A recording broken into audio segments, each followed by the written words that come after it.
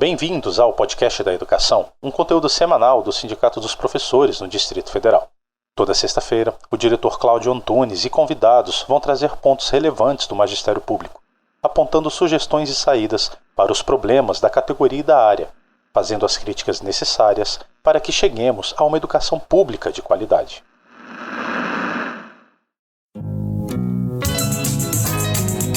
Você está no Podcast da Educação, um espaço semanal de notícias e análises sobre a educação pública do Distrito Federal e do Brasil.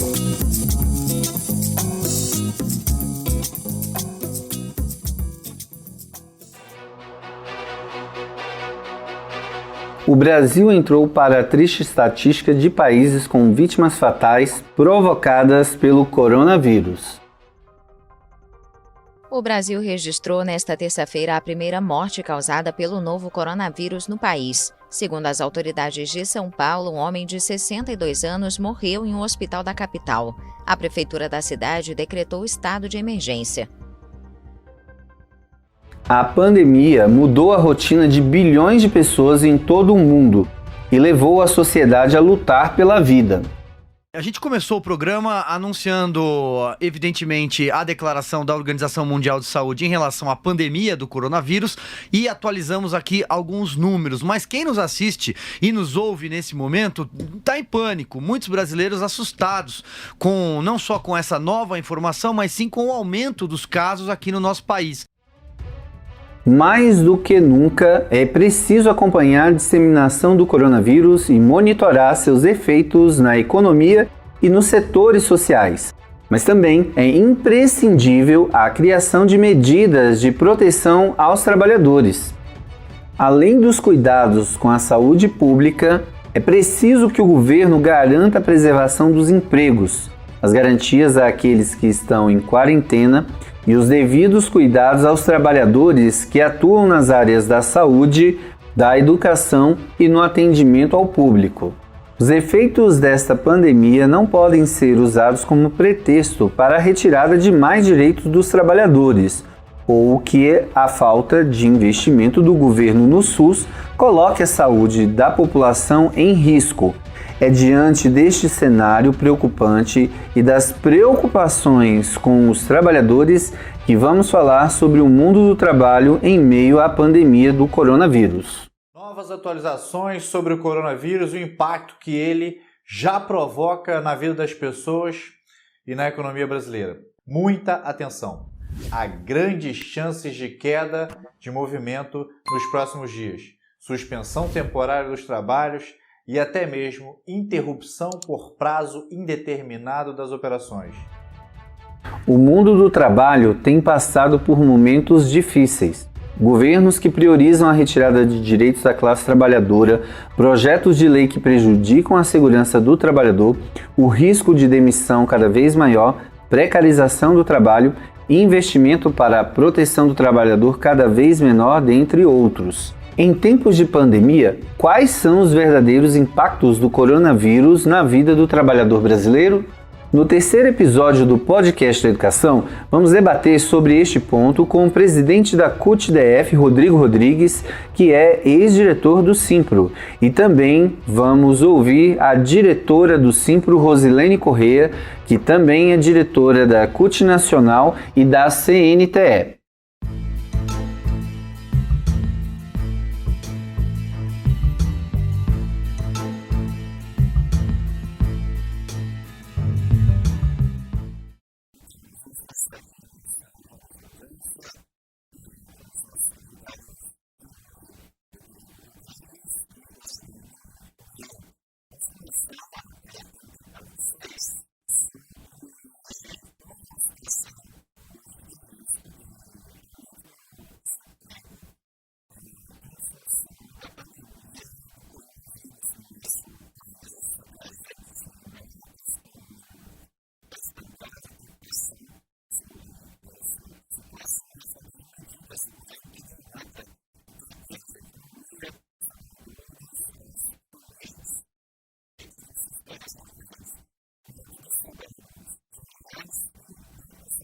Oi, Cláudio, Rodrigo. Então, nós Acho que eu hoje disse que o país vive um caos, mas especialmente porque nós vivemos uma ausência total de gestão pública dessa crise, né? Você não percebe medidas por parte do governo federal, que é a responsabilidade maior, estados e municípios tomando iniciativas de forma autônoma e não por uma definição para o coletivo. O Ministério da Saúde deveria estar coordenando tudo isso. E como a gente vive uma crise econômica que se aprofunda em consequência de uma crise política, e que essa crise política aprofunda a econômica aprofunda a política, então agora se agrava com uma crise na saúde, né? E aí, se nós temos hoje cerca de 40% da classe trabalhadora que está na informalidade, esse percentual é a zona de risco total do ponto de vista da economia, do trabalho, porque vai ficar sem renda nenhuma e o governo não apresentou nenhuma alternativa para isso. Isso é muito preocupante. Não estamos falando só daquelas pessoas que estão morando ali na rodoviária, não, mas é daquele que está no Uber, enfim, na informalidade, e vai ficar sem nenhuma renda. Como é que essa pessoa vai ficar em casa de quarentena sem comida? E não se trata disso, né?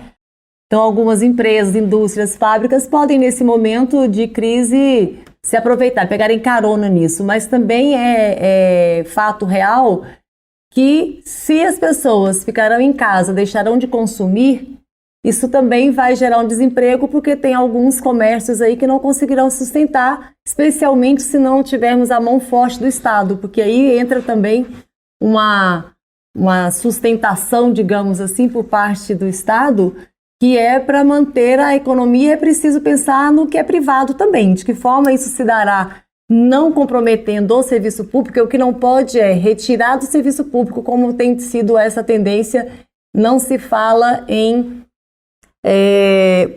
retirar o teto de gastos, por exemplo, do investimento. É preciso acabar com essa história de emenda constitucional 95, isso tem que cair por terra. Nós precisamos de mais recursos, a saúde precisa de mais recursos, porque senão o país não vai sobreviver. Essa crise na saúde vai aprofundar a crise econômica, que por sua vez, depois o que sobrará de nós eu não consigo vislumbrar. Então, Rosilene, a tendência possivelmente é de que as famílias que não têm pessoas hoje na formalidade, no trabalho formal, fiquem no desalento. Porque em alguns lugares do mundo a economia parou total, os serviços, os restaurantes. Aqui no Brasil já se cogita fazer algumas restrições, em alguns lugares acho que nós já estamos tendo restrições.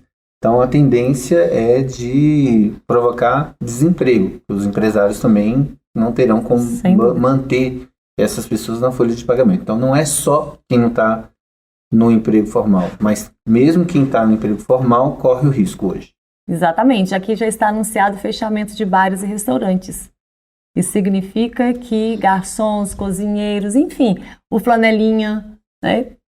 Isso vai gerar, vai ter um efeito de gente sem renda na formalidade ou na informalidade. Isso vai se agravar e vai gerar desemprego, sem dúvida. Então, e aí como é que você vai pensar em famílias? E a recomendação médica é de melhorar a alimentação, tomar vitamina C, uma alimentação adequada para você estar em melhores condições para enfrentar isso aí. E nós vamos ter uma situação que, se o governo não cumprir com a sua parte, aí o governo local também até agora só tomou medidas que, pelo menos eu não tenho visto nenhuma medida social do ponto de vista de sustentação de financiamento social para essas famílias, essas pessoas, essas condições. Não estou nem falando daquele que ainda será desempregado, mas do que já está.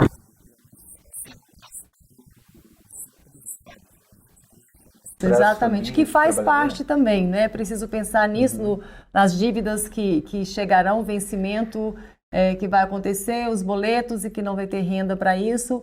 Inclusive de antecipação, o governo federal anuncia dinheiro, mas é dinheiro que já é nosso. Antecipar é poder retirar novamente FGTS, a antecipação de 13º, que é algo que nós já iríamos receber. Então, daqui a pouco, esse buraco vai aparecer, vai estar ali. Alguém vai ter que repor e seremos nós, trabalhadores. E aqui, A gente tem uma situação que hoje mesmo professores falando também de direitos nossos estão aí, que o governo tem de dívida para com a categoria e que também poderia ser um momento, porque é preciso pensar mecanismos para que tenhamos dinheiro, inclusive para consumir, para manter o emprego de muita gente. Então é uma bola de neve. O governo pode injetar dinheiro para os servidores para que esses possam continuar consumindo, para que a gente não tenha fechamento em massa.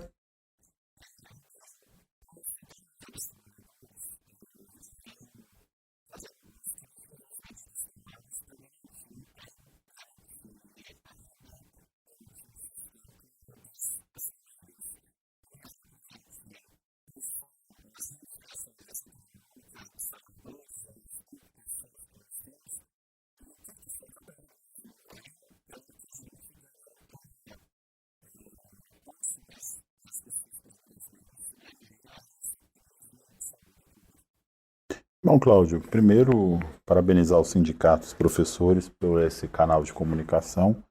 E acho importante a gente ter aqui a possibilidade de discutir pautas para além da questão da educação, mas de toda a classe trabalhadora. Nós vivemos um país em que há uma nova legislação trabalhista vigorando e que retira dos trabalhadores todas as garantias que foram conquistadas ao longo dos últimos 100 anos. Então, começou-se a fazer ataques nos direitos previdenciários, nos direitos de seguridade social, nas condições de estabilidade de emprego. Houve a emenda constitucional 95, que estabeleceu um limite de investimento nas áreas da educação e da saúde, e cresceu enormemente a informalidade no trabalho no Brasil. Nesse momento em que a gente enfrenta uma pandemia, que a gente enfrenta uma crise sanitária sem precedentes na nossa geração e que vivemos um ataque sistemático ao serviço público, vem à tona exatamente esse debate. Qual é a necessidade de seguridade social? Qual a necessidade de garantias de emprego e de possibilidade de afastar-se do emprego e ter garantia social, e da própria saúde pública, né? O Brasil possui o maior sistema de saúde do mundo, universal e com direito ao atendimento a todos e todas. E que vem sendo atacado com a retirada de dinheiro, é o setor que mais vem perdendo recursos ao longo dos últimos anos, desde que o golpe foi implementado. E agora, na desindustrialização que o Brasil passou no último período, uma queda enorme da produção e da oferta de serviço. Então, temos uma massa enorme de trabalhadores no sistema uberizado, né? Hoje, a maior parte dos trabalhadores prestam serviço na uberização, sem nenhuma garantia, e se pararem de trabalhar, não tem renda. Cada dia que não trabalha é um dia a menos que recebem. Por isso que é importante que a gente discuta uma agenda de empregabilidade com garantias e de empregos dignos, né, para que esses trabalhadores, em momentos como esse, possam ter uma segurança estabelecida pelo próprio Estado, regulada por legislação, e serviços públicos de qualidade que possam atender à necessidade da classe trabalhadora, como é o caso da saúde.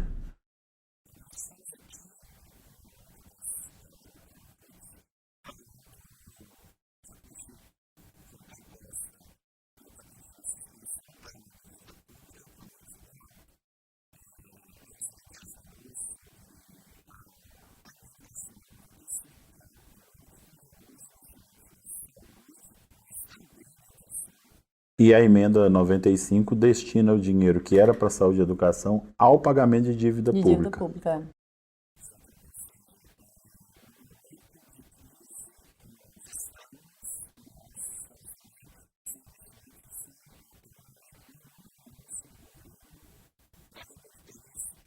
O presidente não reconhece a crise, A não doença. reconhece a gravidade da doença, então assim... E continua agindo como se nada tivesse ainda acontecendo. criticando os governadores que estão tomando providências. Esse é o maior problema. A maior crise nossa hoje É política. chama-se Jair Bolsonaro na presidência. Presidentes do mundo inteiro têm feito declarações enfáticas no controle a essa endemia, inclusive o ídolo do Bolsonaro, que é o Trump, teve que recuar nas suas posições. Exatamente. E o Bolsonaro está marcando achando que é festa de brincadeira. aniversário. E o pior, né? Certamente alguns irão à festa, assim como domingo foram e foram tirar fotos com ele. Então ainda tem gente que...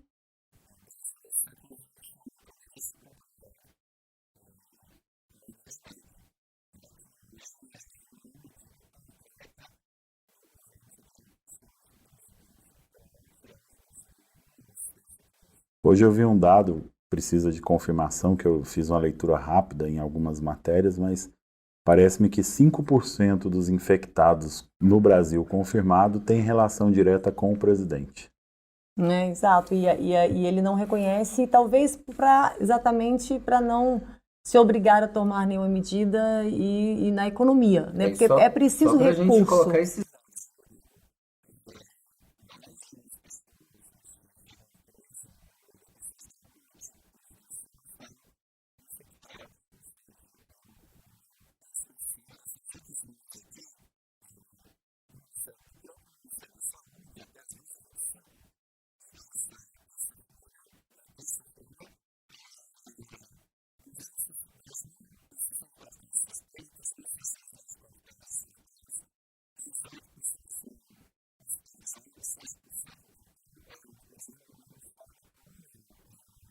Eu vi que 290 confirmados, né?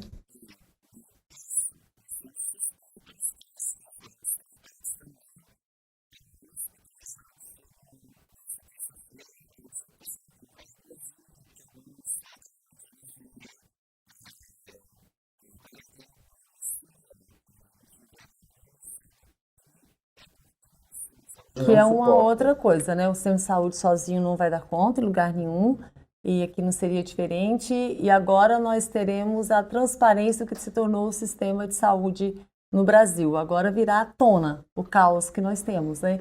E aí, Cláudio, eu penso que se o governo não admite a gravidade, como é que ele vai, inclusive, fazer com que a rede privada de saúde também assuma sua responsabilidade? Porque esses hospitais terão que entrar na roda, terão que também disponibilizar de espaço nos hospitais, de leitos. Não tem como, a rede pública sozinha não vai dar conta, e é um problema que vai ter que ser de todo mundo. Mas para isso o governo precisa assumir para si essa responsabilidade. A Espanha hoje estatizou os leitos de hospital dos hospitais privados. Então, e aí, mas porque o governo lá está agindo com responsabilidade, e aí você tem moral para impor isso à saúde privada. E eu estava vendo que o grande problema do Brasil hoje também pode ter leito, pode ter UTI, mas não tem o aparelho respiratório. Aí onde agora tem, porque pegou tudo que tinha no mundo e levou, foi a China. Só que precisa criar um protocolo entre os países para que a China possa mandar de volta esses aparelhos respiratórios. Então está nessa fase de negociação para que mandem de volta para outros países.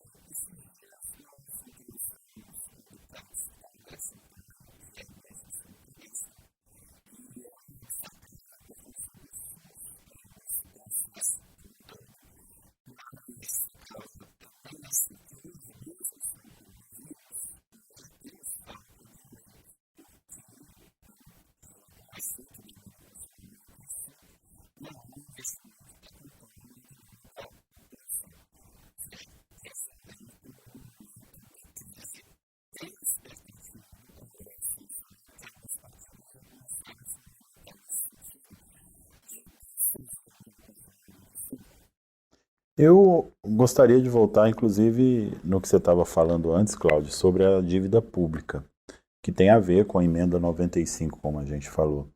A pergunta que nós temos que fazer a todas as pessoas no Brasil é: qual é a prioridade nacional nesse momento? É pagar dívida de especulação financeira de banqueiro ou é investir na saúde pública, nesse momento e para o futuro. Porque estamos falando de vida, né? Estamos falando de vida. Lembrando que a emenda 95 congelou por 20 anos qualquer possibilidade de aumentar investimentos em saúde e educação. Ou seja, nós que somos trabalhadores da educação estamos por 20 anos sob a pressão dessa emenda que proíbe qualquer aumento de investimento. E vivemos um momento de pandemia em que a Constituição brasileira diz que nesse momento é mais importante pagar dívida para banqueiro que especula na Bolsa de Valores. E junto a isso, tem a reforma administrativa que está tramitando no Congresso, que fechou as portas para a população, fechou as portas para as entidades que representam os trabalhadores, mas continua funcionando. A CUT, inclusive, protocolou documento lá solicitando que interrompessem os trabalhos do Congresso, que ficassem focados apenas no combate à endemia, nas ações de combater esse problema de saúde que estamos enfrentando, mas o ministro Paulo Guedes disse que é a oportunidade perfeita para fazer a reforma administrativa, porque tem que tirar direitos de servidores públicos para poder entregar para empresários da saúde, ou seja, para especuladores financeiros com a saúde pública.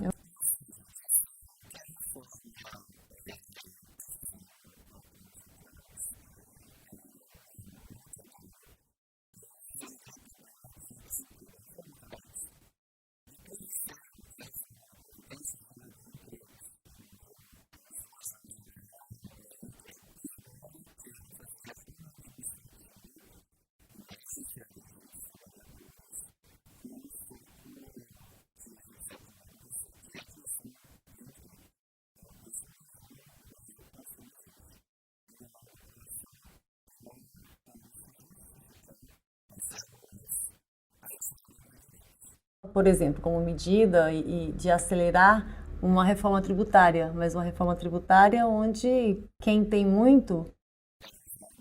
Exatamente. Então, assim, quando se fala ainda é numa lógica de que nós, trabalhadores, continuaremos pagando a conta, mas uma crise como esta, era preciso estar discutindo nesse momento, era uma taxação de grandes fortunas, né, das heranças, que é o debate que a gente sempre faz. E agora, mais do que nunca, se faz necessário. Então, tem uma crise, o governo vai ter que gastar, tem que gastar, não tem outra saída, e depois resolve de onde tem, como é que faz circular dinheiro de volta nesse país. O que não dá hoje é para o governo só remanejar exatamente do que é serviço público, do que é atendimento ao público, do que já é uma obrigação e que está sendo minimamente cumprida para suprir essa necessidade. Porque até agora os pequenos movimentos foram só nesse sentido. Então é preciso ter mais recursos, esse recurso tem que vir de algum lugar e que depois, de onde tem dinheiro que tem que pagar, como por exemplo, suspensão do pagamento da dívida externa. Não tem muito o que fazer, né? O governo insiste com uma lógica e a preocupação eu tenho insistido muito nisso, os estados estão tomando medidas, mas a mão do Estado, o peso do Estado é do governo federal. E o governo federal está agindo timidamente. O Ministério da Saúde não assumiu para si essa responsabilidade. Eu não vi em nenhum momento uma declaração que eles dessem conta de dizer qual é o quadro no país, porque o Ministério da Saúde tinha que ter um controle hoje, apresentar para a população, olha, o município fulano de tal está assim, se encaixa nesse nível, a capital está assim, São Paulo... Não tem, você não vê um domínio da realidade até para passar o mínimo de segurança para a população também. Você não vê nenhuma sintonia entre o ministro da Saúde e o presidente da República. Nenhuma. O ministro da Saúde dá declarações de necessidade de cuidado com o momento e o presidente vai lá e sai no meio da multidão abraçando e beijando as pessoas. Por isso ficou inclusive uma crise dentro do governo que hoje estava se especulando a possibilidade até da queda do ministro. Não, e a população insegura, porque ela assim, é o presidente que está com razão, que isso é pouca coisa, ou é o governador Ibanez que tem razão, que já tomou medidas assim, é São Paulo que está fazendo assim, o outro estado assim. Sim, quem é que está com a razão nisso?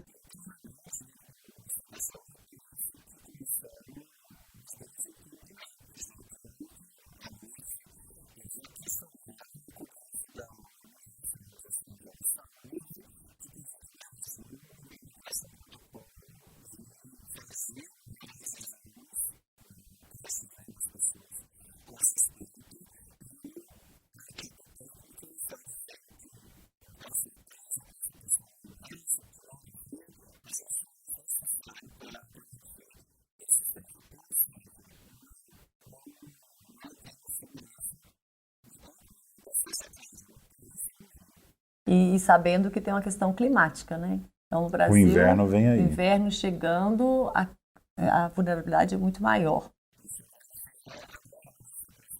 Exatamente. Então, a gente tem...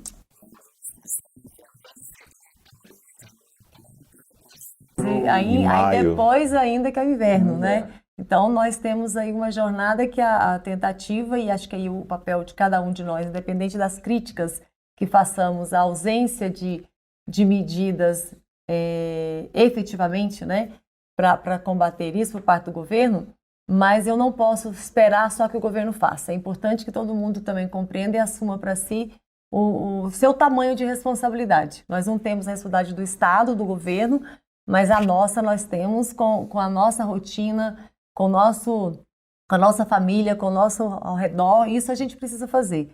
Então, porque senão a gente fica muito na crítica e se esquece que eu também preciso contribuir para isso. Né? Então, acho que são a prevenção, né? que é a prevenção, são as medidas pequenas que farão toda a diferença.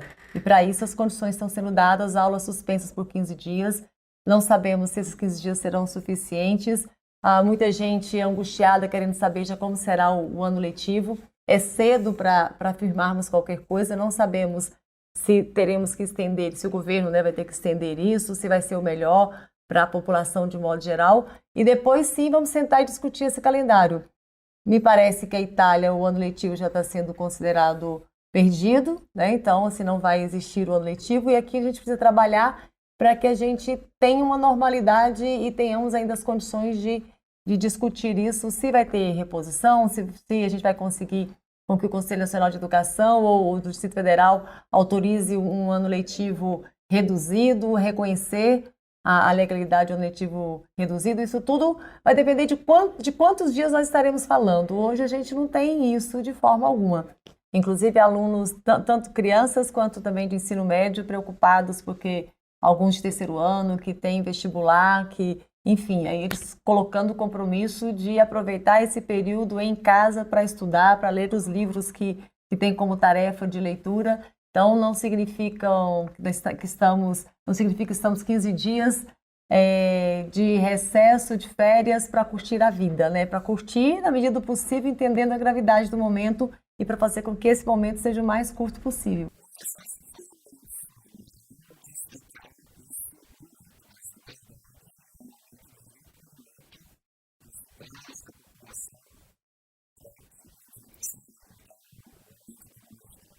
Atirar por comparação com os países que já passaram pelo pico da endemia, esses 15 dias serão insuficientes. É o mais provável.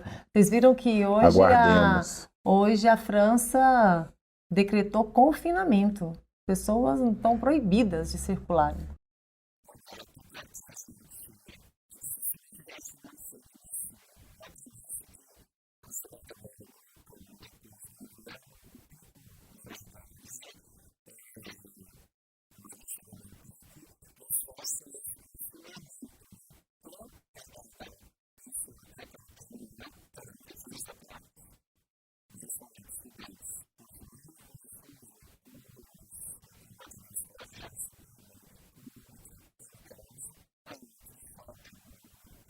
Fazer festinhas. Alguns Vamos parques economizar os brigadeiros, fechados. que pode precisar por mais tempo.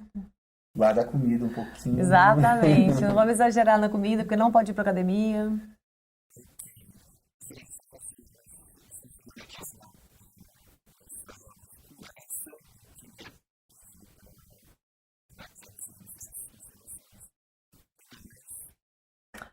Bom, Cláudio, eu penso que de todos os problemas que a gente vem apresentando, e amanhã, o 18 de março, que nós estávamos aí com a grande mobilização, né, já definida pela classe trabalhadora, todas as centrais e a CNTE, e era o nosso dia de greve geral, e a educação estava mesmo pronta para ir para as ruas. E não, a mudança é que amanhã não estaremos nas ruas, por responsabilidade que temos, não levaremos as nossas categorias para as ruas. Então, mais o dia é de greve, é de luta, é de resistência, é de denunciar. Então, amanhã a gente pede que todo mundo acompanhe e já faça as pesquisas nos nossos sites, que tem as orientações de várias atividades virtuais amanhã, e pode usar a criatividade também de se manifestar da forma que achar que fique melhor. Tem tuitaço, tem bandeira branca, tem um monte de coisas na janela e formas de você se colocar aí nas redes sociais. Então amanhã nós precisamos dar o recado para o Brasil e para o mundo, as redes sociais nos permitem isso, né? Dar o recado além das fronteiras do nosso país.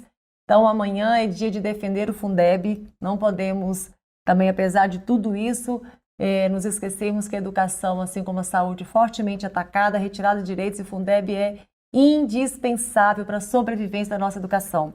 A diferença da educação e saúde é que o efeito para a saúde ele é de imediato, que nós estamos falando de vida. Então as pessoas morrem rapidamente por falta de assistência à saúde pública. Porém, a educação é uma morte lenta, é uma morte intelectual, cultural, social do nosso povo. Então, Fundeb é indispensável, amanhã é dia de defesa do Fundeb também.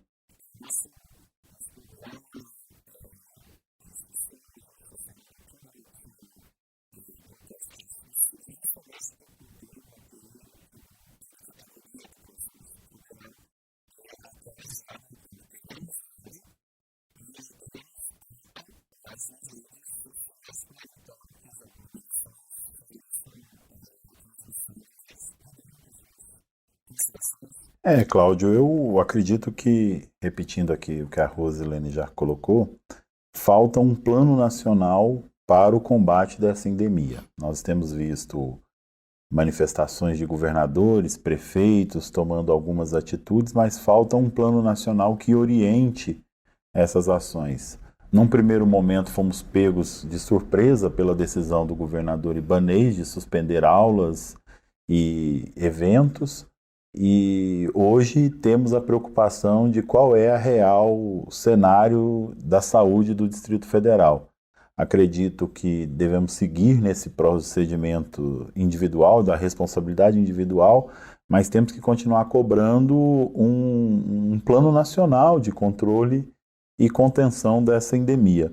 Junto a isso, temos que ter um processo de reconstrução do que vai causar, do que vai gerar de desemprego, do que vai gerar de insegurança, do que vai gerar de ausência de pessoas.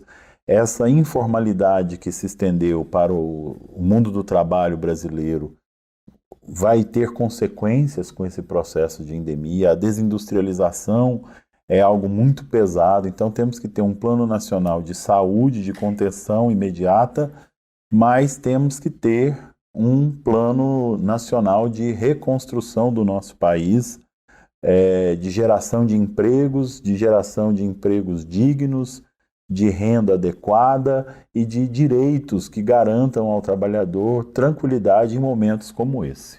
E os serviços públicos, que é o mote do dia 18 de março, são fundamentais.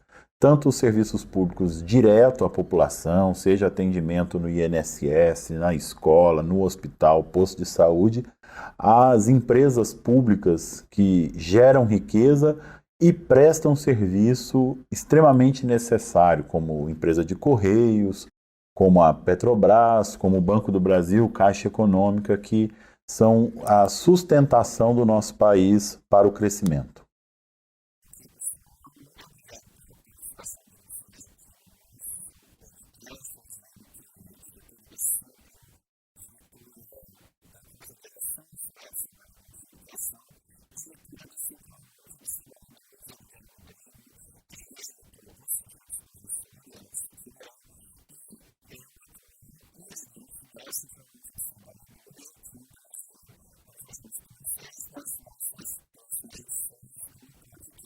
Só convidar. Obrigada. Estamos aqui.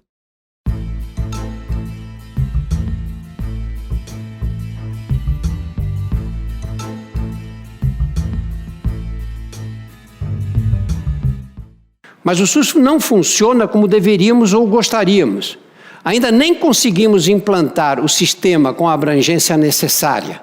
Faltam remédios para os tratamentos, recursos orçamentários, São muitas filas nos prontos-socorros, a demora para marcar consultas e conseguir internações hospitalares, desorganização no planejamento das unidades de saúde, que seguem critérios políticos, e as dificuldades de acesso a cuidados médicos especializados. Nós temos um SUS subfinanciado, acho que não há dúvida nenhuma, né? O dinheiro que vem para o SUS não é suficiente para você estender a assistência médica à população inteira.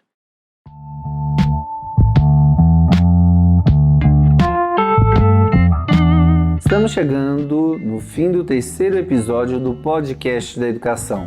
Nos próximos dias, voltamos para mais um episódio que pode ser ouvido no Spotify, no site do Simpro, em nossas redes sociais e no nosso canal do YouTube. No Spotify, nos procure como Podcast da Educação.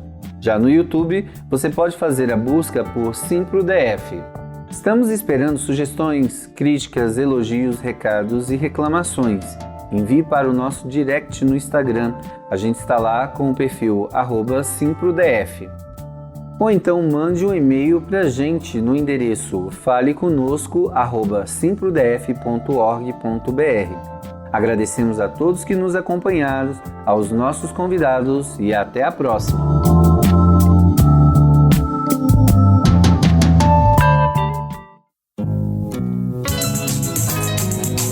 Obrigado pela audiência e até o próximo podcast da Educação. Um programa semanal do Simpro DF.